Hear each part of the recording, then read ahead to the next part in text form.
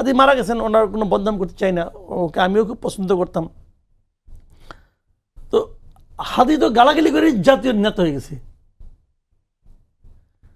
মানে ওর ওর ভাষা তো আরও অশ্লীল ছিল কিছু কিছু ক্ষেত্রে, এবং এটা করে সে তো জাতীয় বীরের জায়গায় কিন্তু দখল করে নিয়েছে। এখন এগুলি কিভাবে সম্ভব হয়েছে? এখন এর পেছনে কি রাজনীতি আছে? যে কথাটা ডারিন বললেন, যে কথাটা কিন্তু সত্য, যে আপনি যদি গালাগালিকে প্রাতিষ্ঠানিক রূপ দেওয়ার পেছনে যদি একটা রাজনীতি থাকে, সেই রাজনীতিকে যদি আপনি বাড়তে দেন, তাহলে এটা কতটুকু গ্রহণযোগ্য হবে? এই বয়সী ছেলে মেয়েদেরকে যারা হচ্ছে, এটা তাদের ব্যাপারে আমি এটা নিয়ে কিছু বলতে চাই না, কারণ ওইটা আমি বুঝবো না। কিন্তু এই দেশের ছেলে মেয়ে খেলে আমাদের দেশে আছে, আর দেশে নাই, আর দেশে তো আছে। তো তারাও কি এটা করে?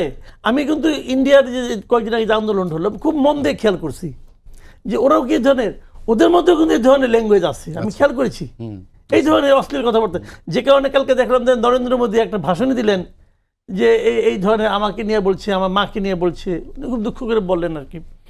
তো এটা কি বয়সের দোষ কিনা আমি জানি না, কিন্তু তার চেয়ে বড় কথা হলো যে নাসিরুদ্দিন পাটোয়ারি তার ওই বয়সের লোকটা, তার তো একটু বয়স হয়েছে না, তার কাছ থেকে তো আমি তার সময়ের যে এই বয়সের মনোযোগ আকর্ষণ করতে চান, এই বয়সে একজন লিডারের মতো কথা তো আমি আশাই করব।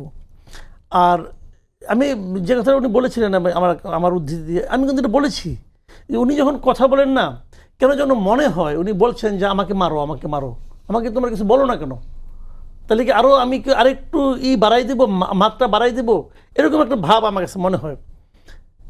একটা কথা কি, যে এটা মানে যেটা মূল পয়েন্ট যেটা, সেটা হলো এনসিপির লিডার এটা করতেছে কেন? তারা কিন্তু করতেছে, তারা কিন্তু এই কাজগুলো করতেছে, কেন করতেছে?